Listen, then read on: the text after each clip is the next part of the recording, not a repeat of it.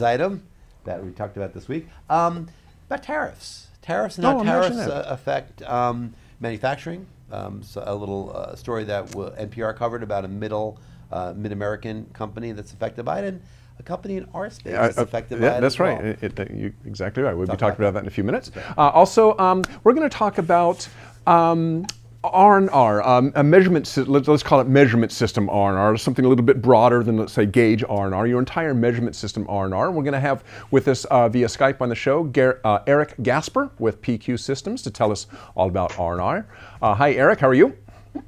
Hi, gentlemen. Thanks for having me. Looking forward to a great show. Yeah, thank you. So Eric will be joining us here in about 10 minutes, maybe 5-6 minutes after the top of the hour to talk about R&R, something that's important to anybody who works in manufacturing. And we'll get back to that with you when the show starts in about 7 minutes at the top of the hour. See you then.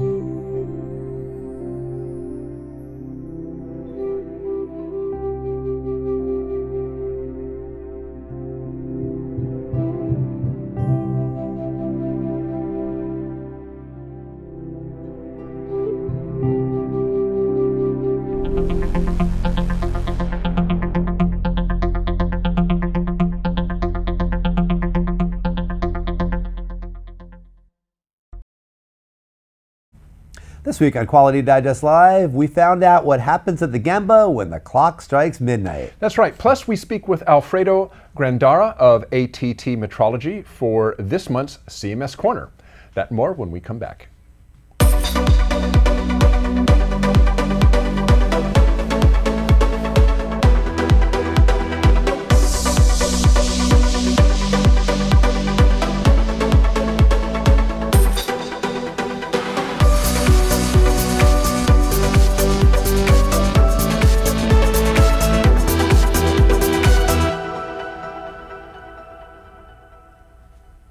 Welcome back to Quality Digest Live for November 2nd, 2018. QDL is your weekly look at who and what is making the news in the world of quality. I'm Dirk Ducharme, Editor-in-Chief of Quality Digest. And I'm Quality Digest publisher, Mike Richmond. Well, you know, we've been doing this little segment at the top of the show for the last couple of weeks called Rip from the Headlines. Rip from the Headlines. Okay. Very dramatic. And you know, there's always a lot of interesting news that comes up, that kind of comes up on the spot of the day. And this one actually came up earlier in the week, but it's really kind of been in the public consciousness for a while. And I wanted to kind of talk to you about it kind of off the cuff a little bit, Dirk, because there was a piece from NPR this week, I think it was on the 30th, and it was about a company called Mid-Continental Nail. Nail. Yep. And they're an Indiana-based, I think, company. Okay. And they're a nail manufacturer. They're, I think, the biggest nail manufacturer in the country. Okay. One of the biggest in the world. And they rely on Mexican steel. As their raw material for their product. Yep. Well, many of the people in Mid-Continental voted for Trump, were big Trump supporters, as many people were in the middle of the country, especially those in manufacturing. The promises were that this was going to improve the lot of a lot of these workers, these companies. Well, in the spirit of unintended consequences, what happened? These tariffs went through now, and now the price of their raw materials has gone up considerably. And they, like many companies, have a choice when that happens. When your raw materials go up for whatever reason, and tariffs are one reason, there are many reasons why raw materials can go up. What choice do you have? You can either suck it up, just live with it, or what most companies do is you pass that along to your customers. Now, if you pass it along to your customers, you're going to risk losing business, because others may not have to. And then you're going to risk what happened in Mid-Con, a lot of layoffs, people not having as much work as they want, shifts being kind of shuttered. The company itself may not make it. And they interviewed in the NPR piece, really interesting, they interviewed a lot of these people who had voted for Trump in 2016. And several of them said, yeah, I'm still with him. I understand what he's trying to do, and I'm still a supporter. Don't like what's happening, but I'm still going to support him. But I get it. He's a bigger picture at play here. But others were like, no, this isn't cool. We're not happy with this. We're not going to support Trump probably in 2020 unless things change or their minds are still open. But it really kind of struck me that this idea that what do you do? There's these unintended consequences, these political winds that blow, and things happen like tariffs that affect companies. And we've seen it actually in our business too. There's a company just recently. I don't want to name the company, but there's a company that we got an email from. I'm sure many of their customers and people that they work with got this email too. In the metrology space. In the metrology space, they are also seeing their raw materials for the products that they make go up considerably. Some of their products, a certain line of products, right. They're going to pass that along to their customers. Yeah. So I guess the bigger question is in this newsy item, this piece about tariffs is, what is the proper course of action for a company that's in this circumstance? How do you survive, have your company be intact if your cost of your raw materials go up to that extent? Well, and what we're seeing is both. Now, obviously, in the company you were talking about, the metrology company. So it's interesting that we're seeing actually these tariffs have an effect within our space. What this company's doing is kind of a mix and match. They're absorbing, according to their press release that they sent out, they're absorbing some of the cost themselves, and they're passing along some of the cost. So they're kind of splitting the difference more or less. It doesn't work out quite that way, but the idea is they're trying to split the difference. They'll suck up some of it, and they'll pass some of it along. Others not so much. Home Depot, for instance, from what I understand, washing machines, there's a 20% tariff on washing machines. Home Depot, last I read, is passing that full 20% onto the customer. Now, if you think, it depends on the cost of a washing machine, but figure if it's a $500 washing machine, that's $100. So now it's a $600 washing machine. Yeah. That's and so obviously Home Depot doesn't want to hit into their margin, so they're keeping their margins the same, and they're just simply passing that cost along, which in one sense kind of makes sense. Yeah. They're saying, okay, we're not going to affect our margins, we're not going to cut them, we're not going to increase them, we're just going to pass along the exact cost of this tariff to the customer and let the customer eat the entire cost. But other than that, for us, it's status quo. I think that's kind of a gutsy move, but well, you know, and there's bigger picture items that any one company, any one industry, any group of consumers. I mean, because you know, within the framework of that, there's relativity, right? I mean, so in other words, a bigger organization maybe will suffer from the tariffs. In the short term, they'll say, okay, well, our margins are going to get eaten into. Maybe we have to pass those costs along. Maybe we don't. Whatever we're going to do, it's going to cost us in some way. But maybe because we're large and we're going to struggle with this, but maybe some smaller competitors of ours are going to go out of business because of this. Right. And maybe they're saying, well, strategically, maybe this benefits us in the long term, having these tariffs in place. It's kind of not that different from the political ecosystem that what the federal government is trying to do now in terms of China, saying, listen, we can outlast you. Our economy's bigger. You're going to suffer more than we will. Relatively, we're going to be in better shape, even though maybe everybody's going to suffer in the short term, economically, for this. It's complicated. I mean, these are not easy things to figure out how these things play out in the framework of macroeconomics. So that's really what we're talking about here is macroeconomics within nations. But it was interesting that we saw this with the story in NPR, then we saw this thing in our own industry. Well, and actually, we'd be interested in what's happening with you guys out there. Yeah. If you feel that your company is being impacted by tariffs, either through cost of materials, buying materials, or in direct sales of your own products, let us know. I mean, we'd be curious what's actually going on within our industry with you guys out there. So send us an email to qdl@qualitydigest.com. That's right. And before we move on, because we are talking about politics before we get on to the rest of the show. Okay. Vote. Please vote on Tuesday. Right. Tuesday. Very important. Tuesday is election day, of course. So please vote. I don't even care who you vote for. Really, I don't care what you vote for, who you vote for. To me, voting, the act of voting itself, is really critically important. So please vote. There you go. Okay. All right. You know, if I was to visit your manufacturing facility, I am pretty certain I would find a lot of measurement devices. Sure. Depends what you make, but I might find micrometers, calipers, torque wrenches maybe, pressure gauges for sure, height gauges, precision scales. A lot of people have scales. Counting scales. Almost everybody's got a counting scale, and so forth. And all of these devices have to be calibrated from time to time. Now, the interesting thing about this is that the variation inherent in our entire gauge calibration / control system, our measurement system, is an often overlooked part of the journey to reducing variation in our manufacturing process. We go to great lengths to understand variation in our processes and often ignore the variation in the tools that we use to measure that process. So if you think about it, if the tools are off, your measurement's off, and you don't actually know what your process is doing, right?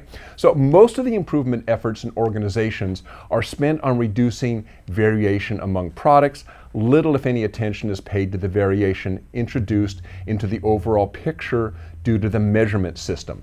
Our next guest is an expert in measurement system variation and how R&R studies can help us understand and reduce measurement system variation. Eric Gasper is the author of Assessing the Health of a Measurement System. R&R studies ensure your measurement system can measure process variation. Eric, welcome to the show. Hi, Derek. Hi, Mike. Thanks for having me. Of course. Thanks, Eric. Thanks for being here. Well, you know, you said something really interesting, and that was really true in your article. You wrote, I'm going to quote here, most of the improvement efforts in organizations are spent on reducing variation among products. Little, if any, attention is paid to the variation introduced into the overall picture due to the measurement system. So can you elaborate on what you meant there? Sure. So for anybody that's like a quality manager or a quality department, one of their key focuses is going to be trying to reduce any variation that's coming off the production line. The parts that you're making, the products that you're producing, you're going to be spending a lot of your focus, attention, and energy into making sure that the products that are being made are going to, you know, basically hit the specifications, hit the tolerances so that we can sell these, ship these, make our customers happy. So they're inundated with a lot of information. They utilize different tools, SPC tools. We're going to use control charts and histograms to evaluate the stability of our process, the health of our process. But if somebody brings you or brings me a control chart and everything's out of control, everybody's first reaction is, oh, we need to do something. We need to make a change. We need to shut down production. We need to buy a new part, buy a new product. So I guess my point is that very few times do you have to kind of sit and consider, I wonder if these measurements are valid. Have we done a check on the measurement system itself? And are we potentially just getting out of control points because the measurement system has become unhinged? So there's a lot of different factors that go into it, and probably the only thing I want to share with the different listeners and users today is that when you do have an issue, you do have a problem on your production line, or a control chart goes out of control, or your capability is not where you want it to be, take a moment, take a breath, and think and say, hey, when was the last time we did an R&R study? Or when was the last time we evaluated the operators? Do they know how to use the measurement device? Because when you do that, all it does is build trust in the fact that when I look at that control chart, I can make good decisions based off that information. And briefly, I mean, you just mentioned R&R, and that actually is the topic of a webinar that's coming up next week. But what is, just in general terms, what is an R&R study? What do we mean by that when we say that? And I guess there's different types. There's a gauge R&R, but I think in this context, you're talking about an R&R that's even broader than that. Yeah, so a gauge R&R, or measurement R&R, or really any way you kind of want to slice and dice it, and it's just an experiment. It's a way to try and duplicate the environment where your users are normally using a measurement device, a tool, a gauge, even a CMM, and we're trying to extract details that's going to give us some useful information about the sources of variation that are inherent in that measurement system. So the purpose of it is really just a way to determine if your measurement system is capable of distinguishing among the parts that you're producing. Essentially, is it up to snuff, and is it willing and able to do the job you're asking it to do? Okay, and I understand this from the perspective of the gauges themselves, right? I mean, so you can study the gauges, how much variation is there in the gauge itself, how accurate is the gauge, over, I don't know, over time or whatever it is you're doing, multiple measurements, how repeatable is the gauge. But I understand the other part of it is the repeatability, so to speak, of the user, the person using the gauge. Now, with a gauge, you can calibrate it, you can document the variation in the gauge itself, so it's a known. How do you deal with a variation in the human who is using the gauge? So you mentioned the actual piece of equipment, the equipment variation, the repeatability of it. Can we get consistent results? The appraiser variation is going to be very similar, at least in my take, as the approach of how to maybe correct or improve. So for a gauge, you can, like you said, maintain it, do regularly scheduled maintenance, do your calibrations, a check for accuracy or trueness. So then you can document those. You can know what this gauge is pretty much capable of. When you give even a great or a perfect gauge to an inexperienced user or a group of inexperienced users, you're going to get some variation. So the approach is, if you've identified, you've done your repeatability and reproducibility study, and you've identified, well, the main source is coming from the operators. The first thing I would probably do is take a look at some of the charts that can go along with one of these studies. You can actually zero in and get different views of some of the data, so you can identify, well, Mary is the person in this case that is an outlier. That doesn't necessarily mean that Mary is wrong. It just means that she is different from the other two appraisers. So just like before, if you have a gauge that might not be working for you, might not be to the accuracy that you need for the measurement system, you'd almost use the same approach with your appraisers. I'm going to do some maintenance on them. We can do training regimens. We can make sure that they are well versed in how to use the gauge. We can review procedures or methods for how they take the measurements. Sometimes organizations overlook that step. So the biggest part is having a conversation with those operators after the study is completed, share the results, talk to them. Sometimes it might even just be a fluke, meaning, well, this operator had to stay an extra shift just to participate in the study. That can explain why some of their measurements were a bit off. So Right. All in all, both times, if you have a problem with your gauge, you can improve it, calibrate it, sometimes even replace it. Same thing with your operators. You can train them or retrain them. Not necessarily get new ones necessarily, hopefully you can keep them around, but you might actually ship them to a different role, a job that they might actually be more skilled for. So it's interesting. You get to learn a lot from these R&R studies, and all of it goes towards making more confident measurements so that when you do have a problem, you can trust them on that control chart and on that histogram. Oh, perfect. And if our viewers are interested in this topic and want to know more about R&R and how to do an R&R, some of the tools that are available for you, what the process might look like, you might like to know that we're bringing you a webinar next week titled The Importance of R&R Studies. Eric Gasper here, who we just spoke with, is your presenter, and I'll be your host. So check it out. The event is coming this coming Tuesday, next Tuesday, November 6th at 2 p.m. Eastern, 11 a.m. Pacific. There is a link to register in Eric's article. It's also, there's a link to the webinar also in the player page down underneath there. You can click on that and go out and sign up for what will be an informative webinar. My feeling is anybody who works in manufacturing, anybody who works who uses gauges really needs to know how to do an R&R, because as Eric explained there, if you don't know what your measurement, the accuracy and repeatability of your measurement system is, you don't really know what you're doing when you're measuring your process. So be sure to sign up for that. And Eric, thanks for being with us this morning. Gentlemen, thank you so much for having me. Okay, we'll talk to you later. Eric. See ya. All right. Good stuff there. Yeah, it should be a good webinar. Yep. Yep. Got a question for you. Okay. Did you read Kevin Meyer's Midnight at the Gemba story? Yes, I did. I thought that was pretty interesting. Eric Meyer is one of our frequent contributors. He had a story called Midnight at the Gemba.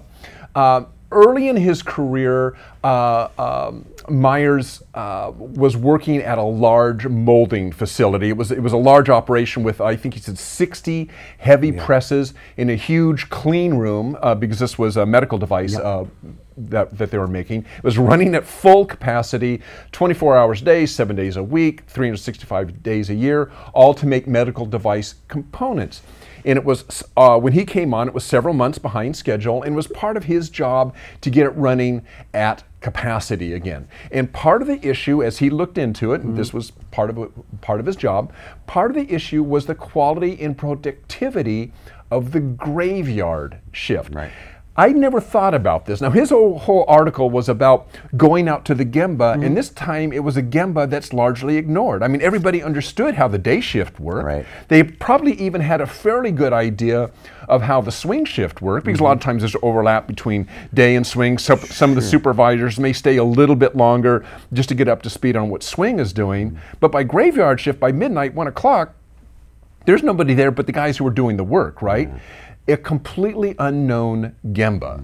And so they knew there were problems going on here. Well, what's the problems? Well, they didn't realize what the issues were until Kevin called a meeting. He said, okay, I want the management team, supervisors, managers, and so forth to meet here at midnight. They weren't super excited about that exactly. You want me to do what? But they did show up. And he says it was interesting. The initial thought was that there was just a lack of awareness by the managers of what people on the graveyard shift were doing. But as they went out to the Gemba and started talking to people, seeing what was going on, they discovered quite a few other issues that you just don't think about unless you work unless it. You're there. It was fascinating. Yeah. I'll just run through a couple of them. One was the inability to quickly change to a new job, a new task, due to lack of materials control and QA support. In other words, there's no front office people and no day shift managers that would normally help you with this changeover. It's like, I got to change tasks. I don't have the materials, and there's no materials people around. What do I do, right? Bad lunch experience. We don't think about this. We get hungry at lunch, we go outside, it's nice and sunny, we may run down to McDonald's or to the local Subway shop or whatever. I'm not going to do that at 3 o'clock in the morning, right? You may not even go outside at 3 o'clock in the morning, because another issue is it's dark. And the darkness is another issue. Even getting to and from your job. You park out in a big dark parking lot, little scary. So women might want to need escorts, back and forth. Some companies supply that for their graveyard workers. Poor lighting, snowy parking lots, middle of winter. This was the Midwest. This was the Midwest. It's like normally, during the day, these might be plowed, or the roads might be plowed. Graveyard shift, Maybe not. So the perception was that these employees kind of felt like outcasts and loners, and that nobody really knew what they were doing. And a lot of these people have to work graveyard, and because that's the only shift that's available for them, maybe daycare reasons or whatnot. They got to work graveyard. So they set about to remedy these things. And so, so they became more familiar with the Gemba and what was going on. And one of the things that they discovered is also that the graveyard people were really innovative. And as they went to the Gemba and started investigating some of the problems, how can we increase productivity, solve some of the problems, they found some of their most innovative solutions came from the graveyard people, because they were already used to having to solve problems, because they were always left in the lurch when they had problems at night, because there was no support during the day.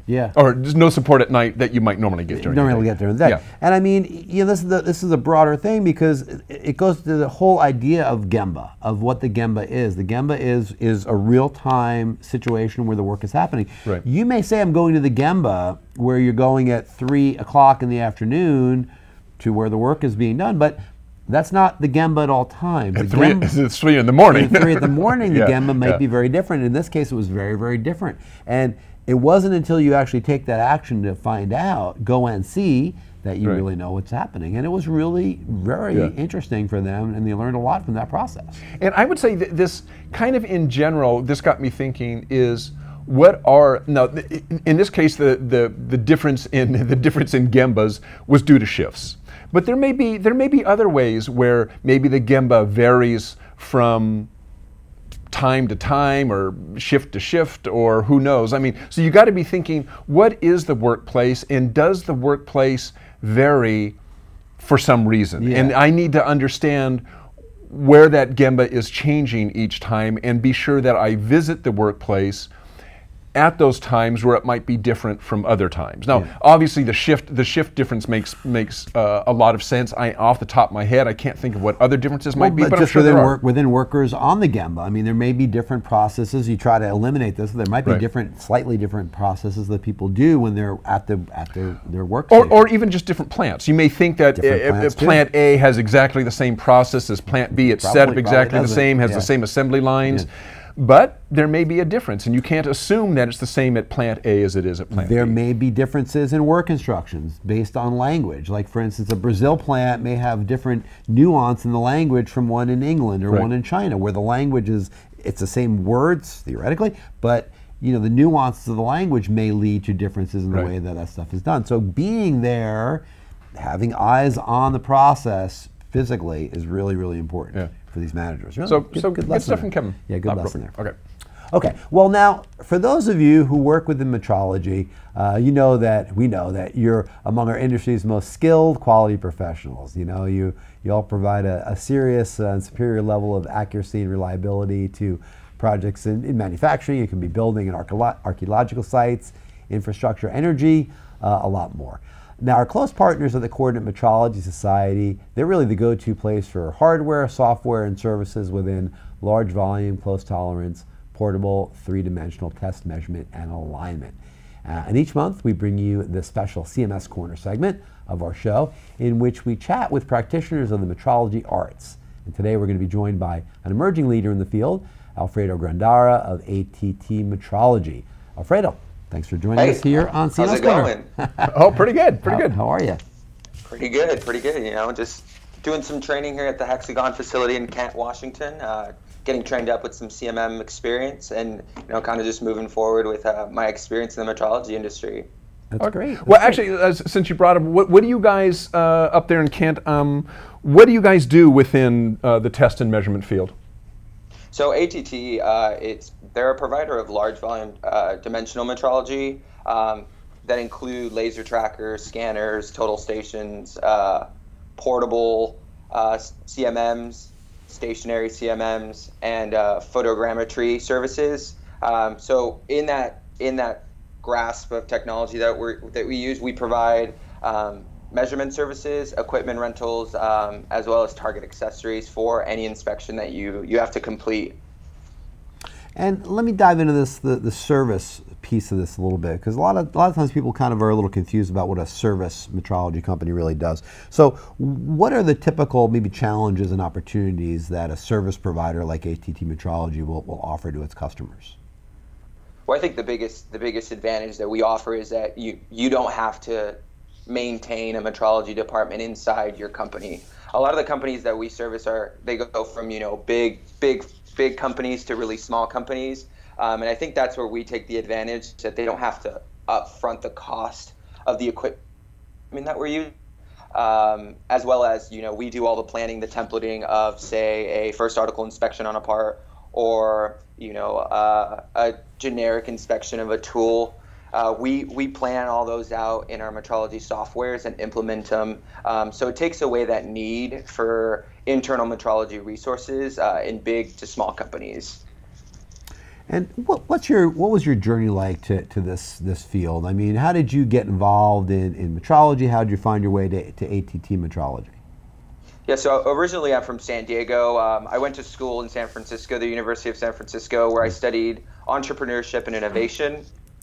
And in that major, we had a very impactful kind of training mentally, where we look for opportunities where a lot of people aren't in.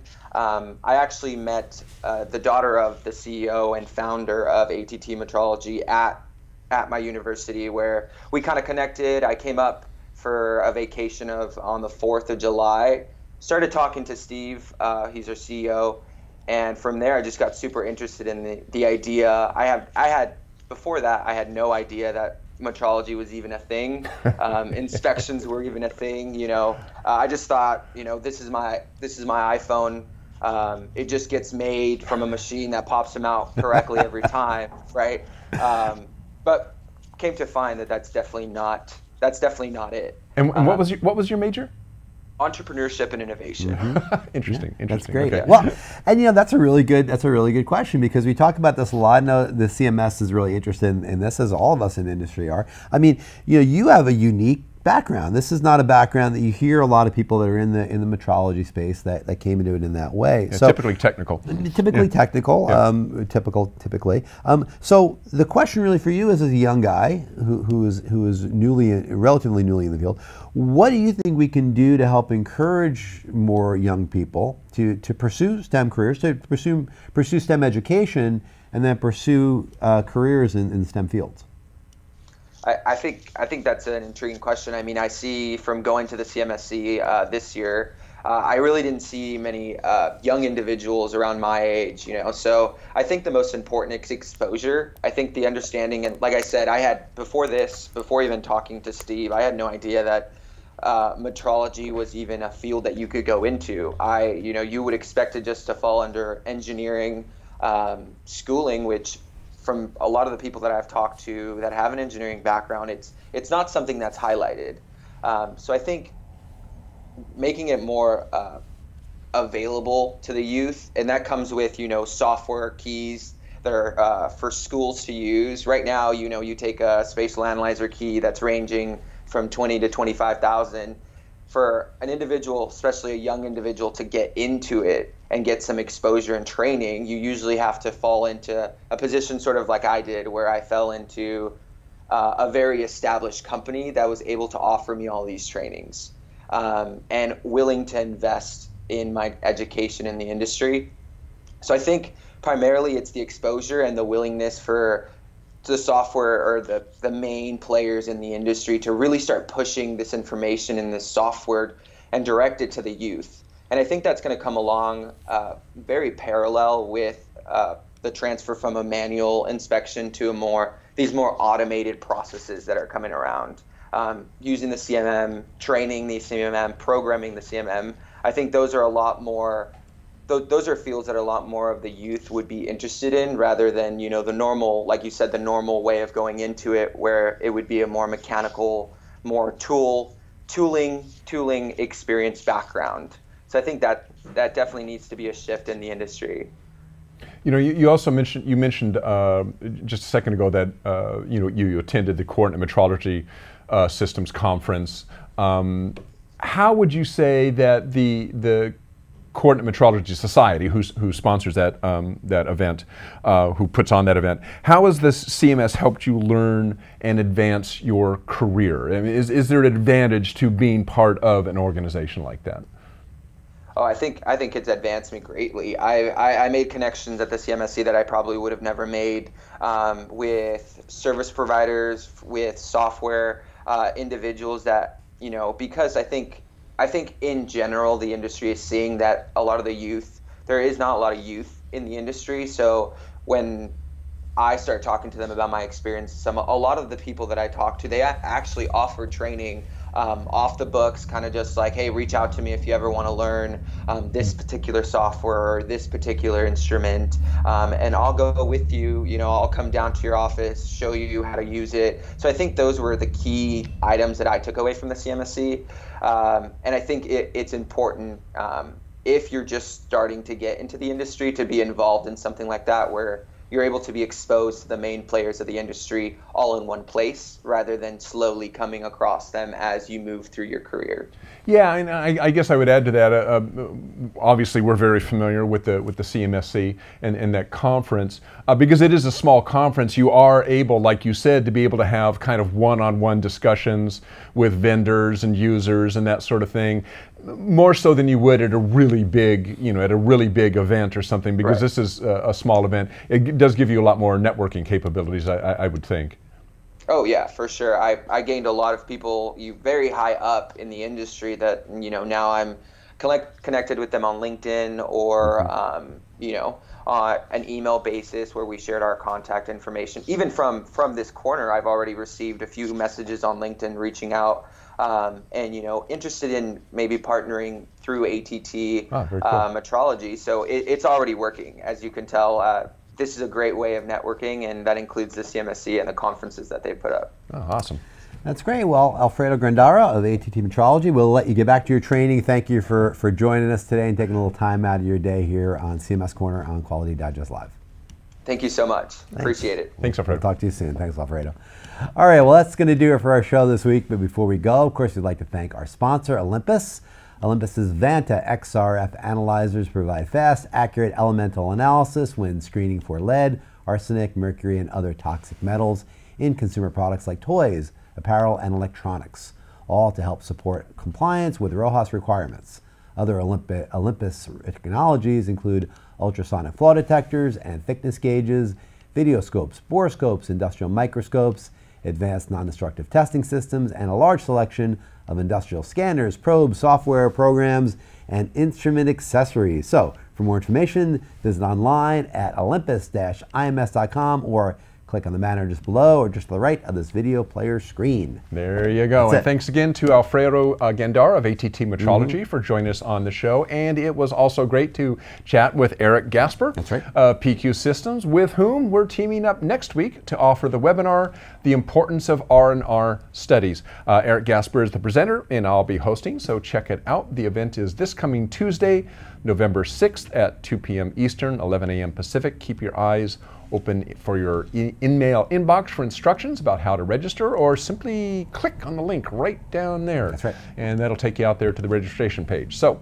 thanks once again for joining us for another fantastic week of Quality Digest Live, and we will see you next week. Have a good weekend. So long. Bye.